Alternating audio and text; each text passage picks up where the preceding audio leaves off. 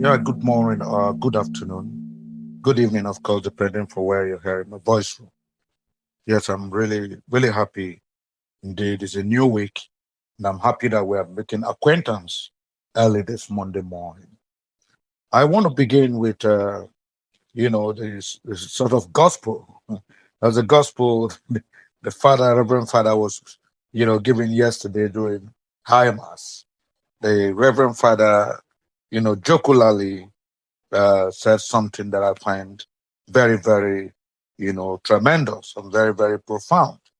He jokingly said that, look, now that they've sentenced uh, Simon Ekpa, that Mazen Nnamdi Kanu should beware because there must be a plot indeed to convict him at all cost.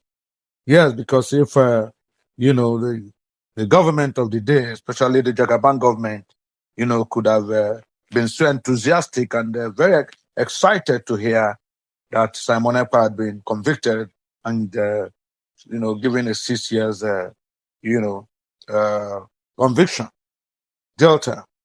That indeed Nnamdi Kanu should beware because this could be very uh, likelihood that he would be convicted too. Because of course he said everybody is saying that Simon Ekpa's conviction just a few days ago, 1st of September precisely, has already brought peace and calm to the southeast. So, ladies and gentlemen, it's a pleasure to come your way. I just made this remark of the preachment of this reverend gentleman, and I started thinking into it. It became obvious to me that that gentleman, the clergy, was not just making an empty statement. Indeed, the permutation seems to suggest that Mazen Nnamdi Kanu should actually beware, because of course there is a plot, and there could be plots to convict him at all costs. That is a very poignant message. That is a very, very important message, and I think we should all hear it, so that of course it will equally get down to Mazen Nnamdi Kanu. So, ladies and gentlemen, it's over a week now, exactly a week since our Prime Minister Simon Ekpa, was convicted and given a 6 years jail term by Finnish authorities, who convicted him of acts of terrorism, which they said he orchestrated from Finland directly to Nigeria, and he made the southeast ungovernable. They equally accused him of tax-related offenses and money laundering, and they said he used his base in Finland to, actualize these terrorist and secessionist activities in Nigeria. Of course, based on that, they convicted him and gave him 6 years for each of the charges. But of course, they said it will run concurrently.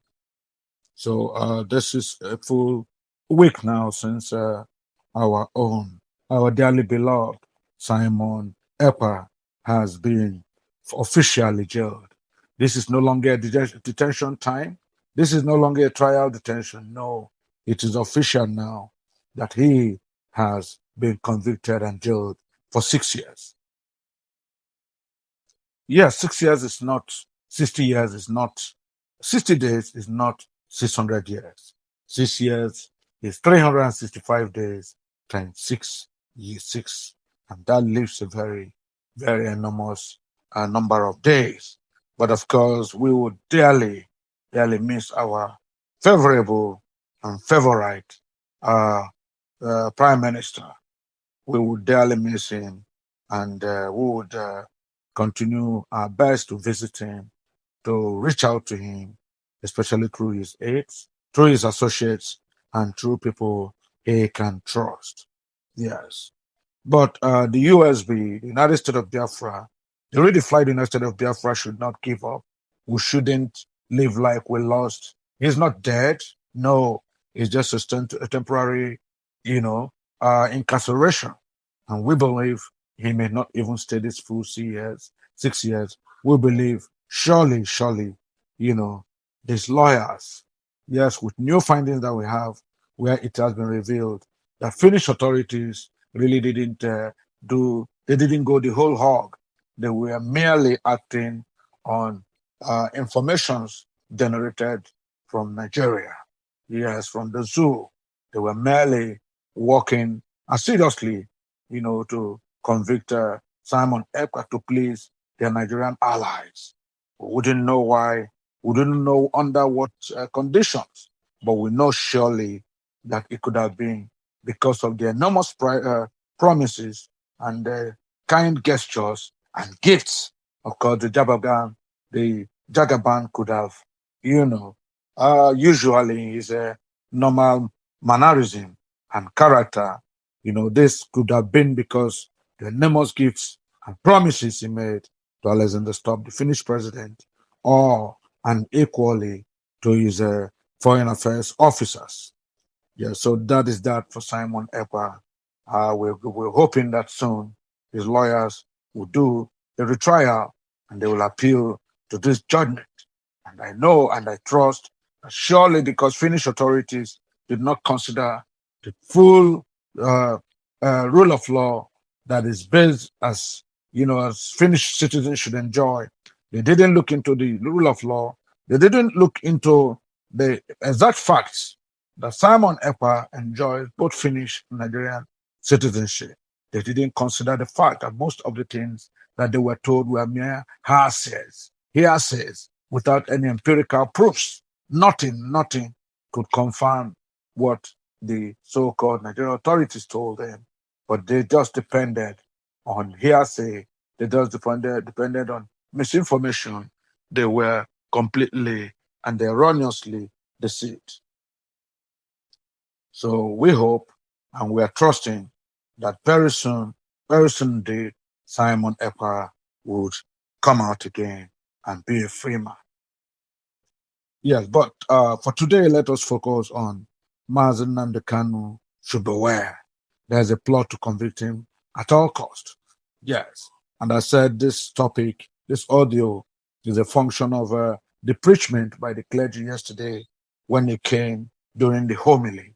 And they said, among the things he said is, yes, they said the Southeast is calm now. Is it true?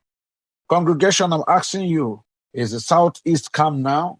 Is it true that since Simon Ekpa was incarcerated about 5 days ago, yes, everything is now calm? There will not be no more sit at home. There will no more be restive activities in the Southeast. Of course, things will now be moving smoothly. All right. Is it true that Simon Ekpa has been the problem in the Southeast? Of course, nobody answered anything. Nobody responded because, of course, we knew it was a church setting. We don't want to start saying such things in the church. But before we could say anything, the gentleman said, it's a big no-no. Simon Ekpa was never their problem, but they made him their problem. The problem was that they treated the Biafrans very badly. The problem was that they treated the Igbo people in such a, unfavorable and inhuman manner. The problem is because they continue to look at the Igbo people as those who were behind the January 1966 coup. They continue to promote the belief that that coup was for Igbo interest. And the clergy went on to say, it shocks me indeed, that in the whole of Nigeria, with all these educated people, with historians, with all manners of records, that even in recent times, just a few months ago, a living president in the person of head of state, Ibrahim Badamasi Babangida, came up in his memoirs and said that coup, the 1996 coup, was never an Igbo coup. And the fact that the beneficiary of that coup would have been mostly the Southwest, because the coup plotters, had the grand finale plan to appoint Chief Obafemi Awolowo, late Chief Obafemi Awolowo, as the president of Nigeria.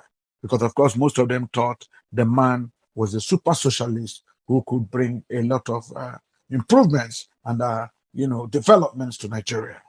Yes, that was what a living president, head of state, Ibrahim Badamasi Babangida, told the whole world in his widely publicized memos. Yes, in the call of service. Yes. And the clergy went on to say, it's really painful, very painful indeed, that despite these revelations coming from a one-time ruler of this country, a one-time head of state who served, in fact, for 8 years, but yet nobody had deemed it necessary to apologize to the Southeast, to apologize to the Biafrans, and to say, we're sorry.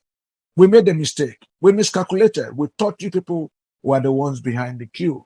We didn't know, of course, that this was not true.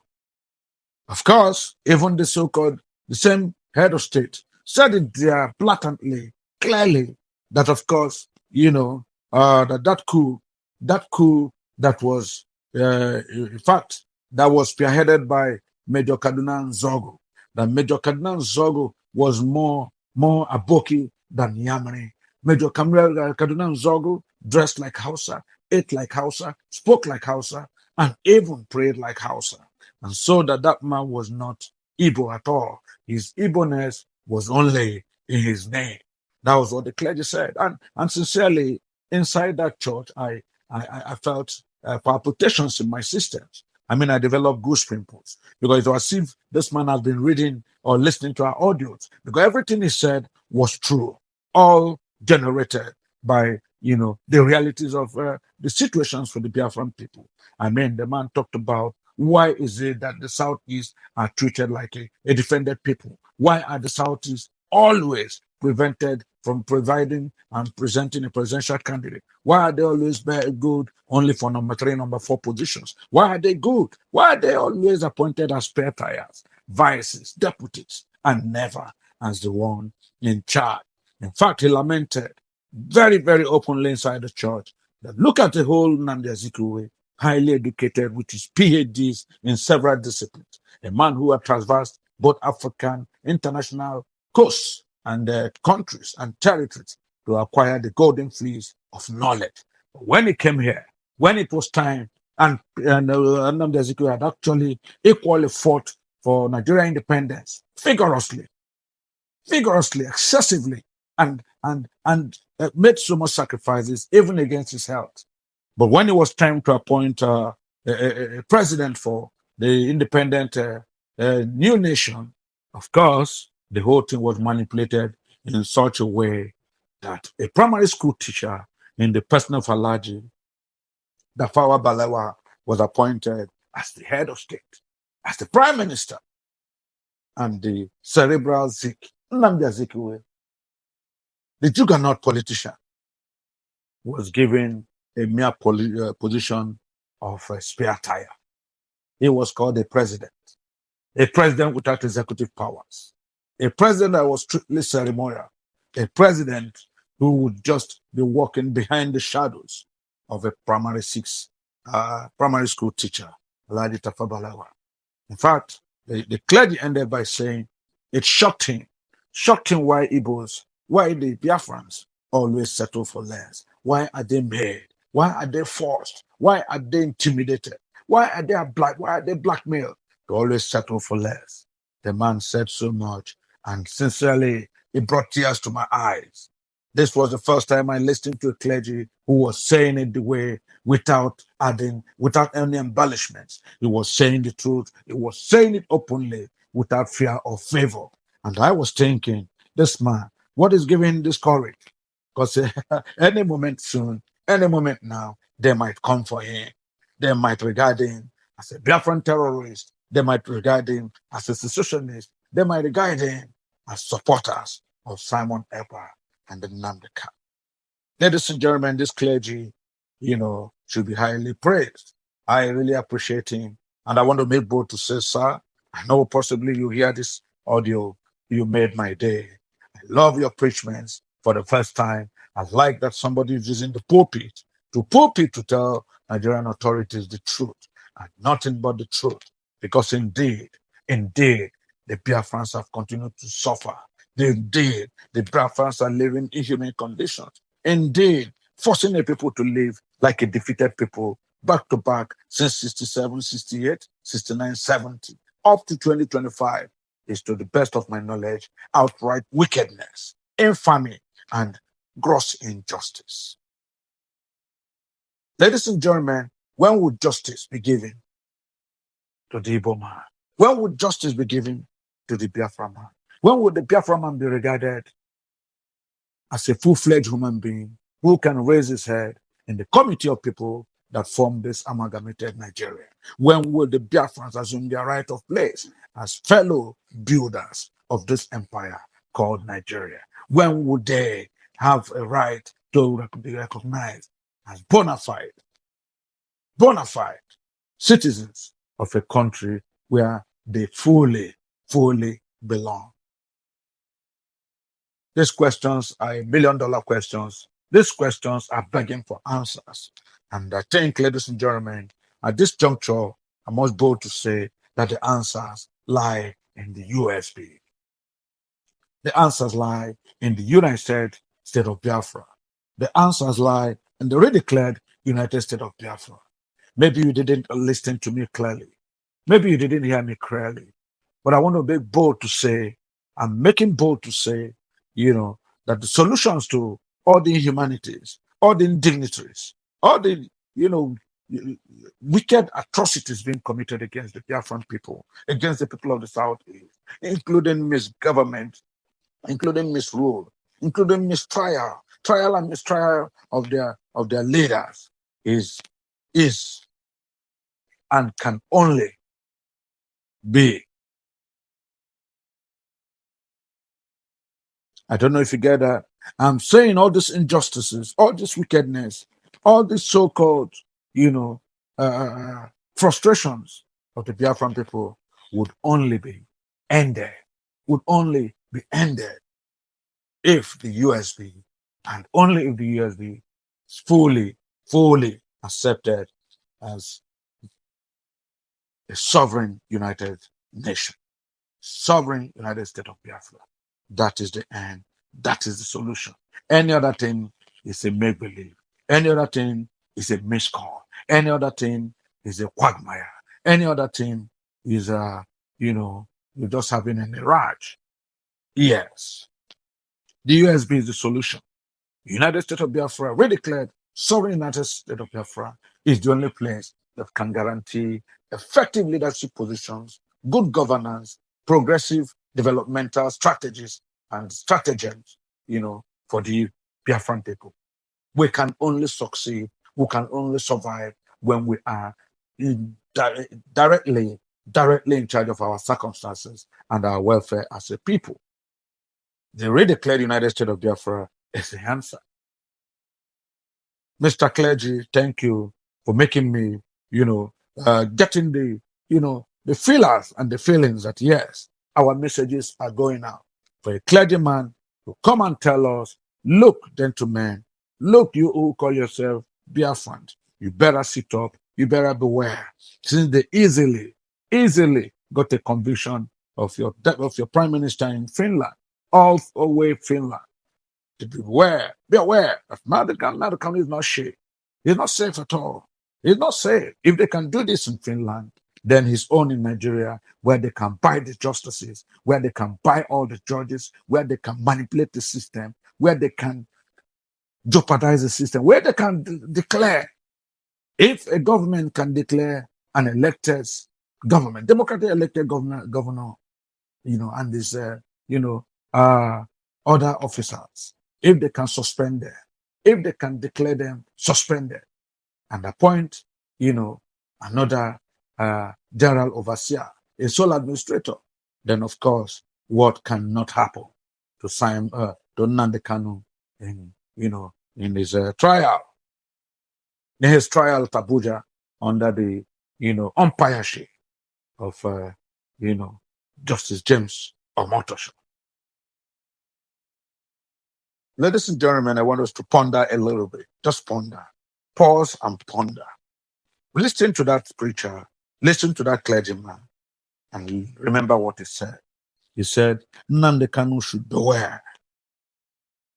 There is a plot to convict him at all costs. He should remember that if Finland, far away Finland, a democratic country, Finland that is amongst the European powers, Finland that has powerful signatures in the Treaty of the United Nations, Finland that should know better. If Finland can convict Simon Ekpa on the mere say, on the mere submissions, and false allegations leveled against him by the zoo, then what do you think can happen to Nnamdi Kanu? Here, he is under their control. He is at their mercy. He is at their watch. He should be aware. Nnamdi Kanu should be aware there's a plot to convict him at all costs. Ladies and gentlemen, on the sober reflection, I just want us to be very prayerful. We should watch and pray as the Lord, advised his apostles in the Bible. Watch and pray. We should stay awake. Biafrans should not be deceived. They should not be deceived. Yes. There's no peace at the graveyard. If anybody tells you that Simon Ekpa was the origin, the cause of the peace, disruption of peace in Southeast, those people are not telling you the truth.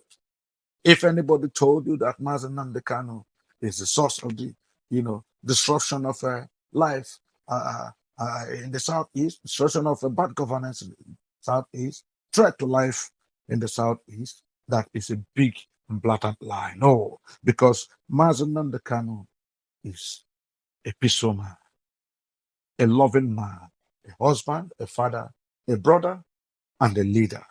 This is a man who preaches peace. This is the man who brought the plight of the Biafrans to the whole world. This is the man who lamented that since the wars between 66, 67, 68, 69, 70, the avoidable Biafran war,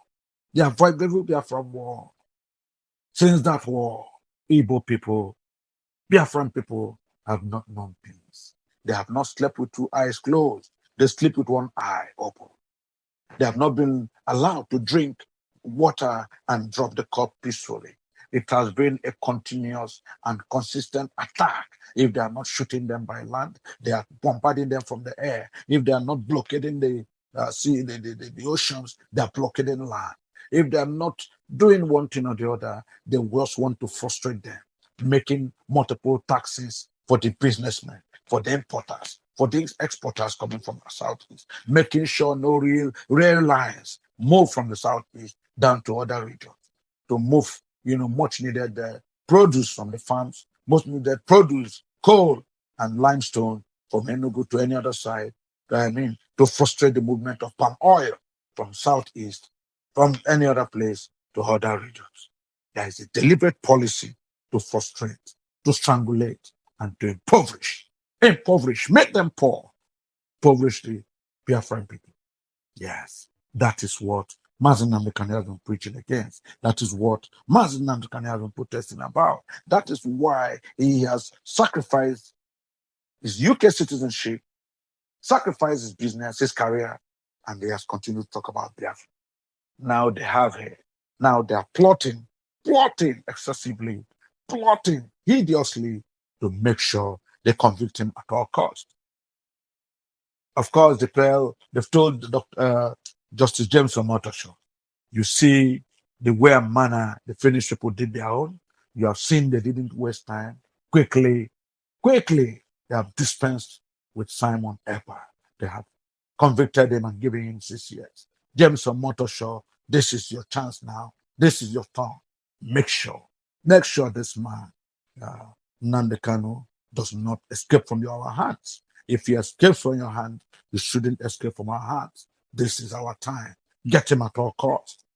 Of course, we keep our promises. When we say we are going to bless you with a lot of goodies, we are going to bless your children and grandchildren, we are going to, of course, make sure you're happy. Your accounts will enlarge, and of course, your reputation will swell.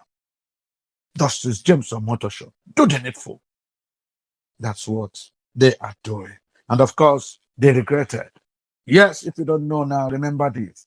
The Nigerian authorities have regretted that Kenya was allowed to convict the people who arrested Nnamdi Kanu.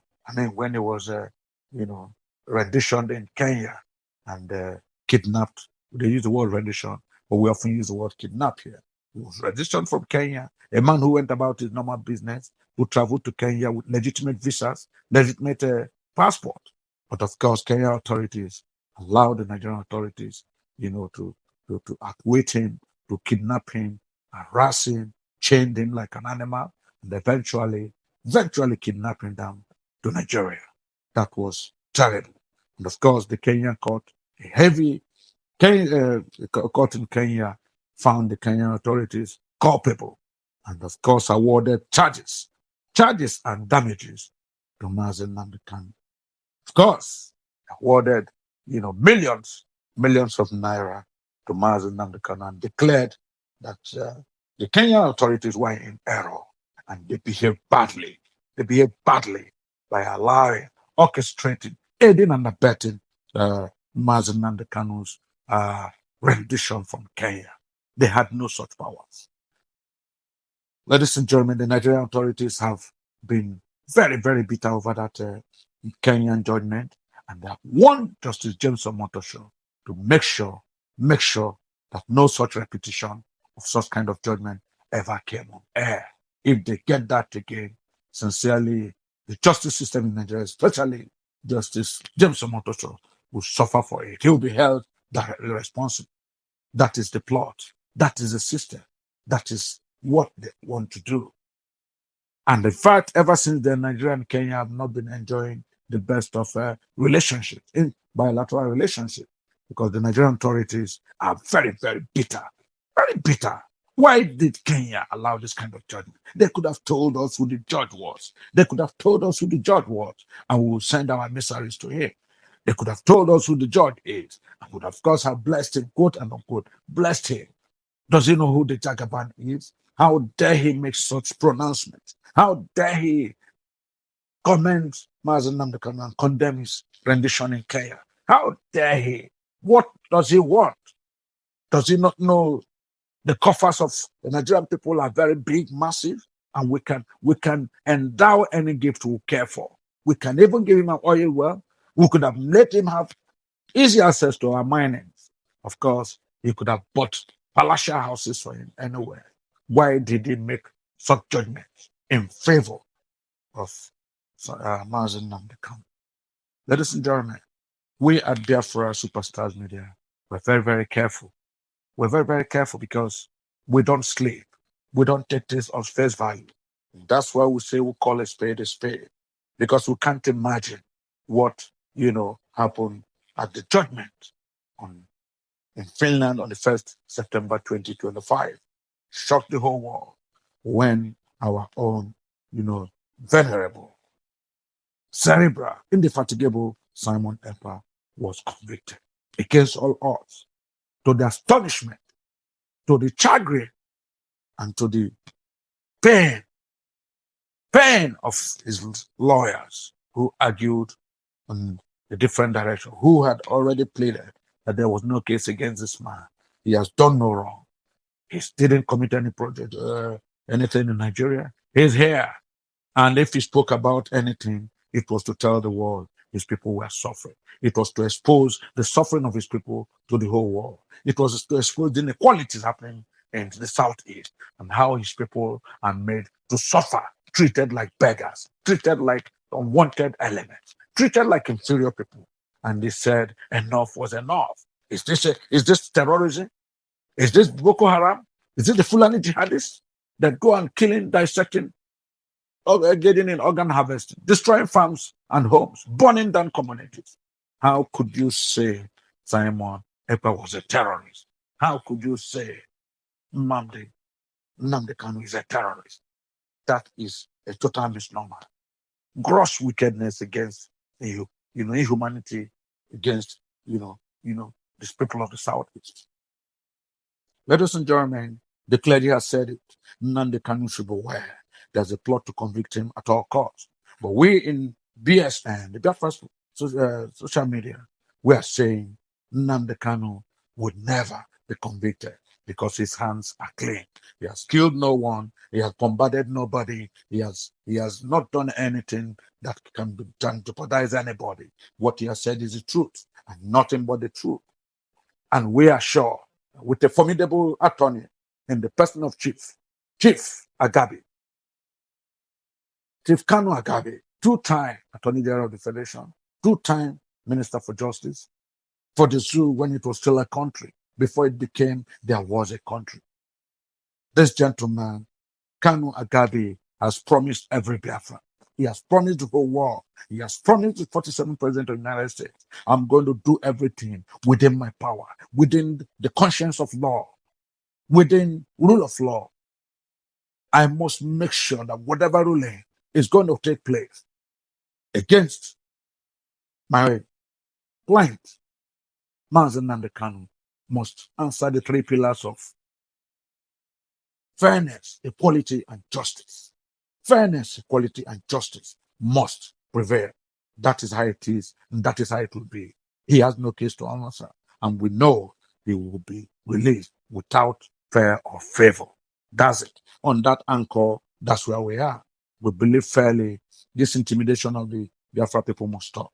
Must stop at all costs. Thank you, ladies and gentlemen. God bless you all.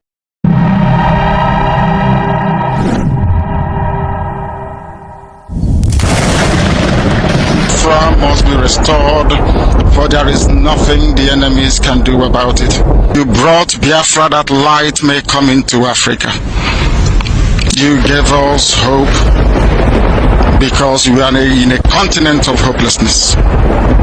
And by thy grace, Biafra shall be restored. We shall be resurrected. We shall crown our efforts with the glory by the grace of the Most High Himself. We are not strong. We do not pretend to be strong. All we do is to submit ourselves to your will, that your will may be done upon our lives. We have lost many people. We have lost so many good people. Their sacrifice will never be forgotten. We shall honor them, and for their sake Biafra will come. Because we are wandering all over the world, hoping against every hope that things will turn around for the better. It has never turned around for the better. Instead, it is getting worse. Please do not abandon your children. You have given us a commission, and we must accomplish it in our lifetime. Our enemies are equally important because they must listen. Those who do not love the truth must listen. Those who are beholden to darkness, they must also listen. For we are here to bring light upon a very darkened continent without Biafra. Africa is nothing without Biafra. There is no difference between a black man and a wild animal in the forest. We say every shred, with every ounce of conviction. I welcome each and every one of you. If you're joining us for the very first time, this is Radio Biafra. This is how we do it. We magnify the name of the Most High before we do anything. That is why we are exceptionally formidable. That is why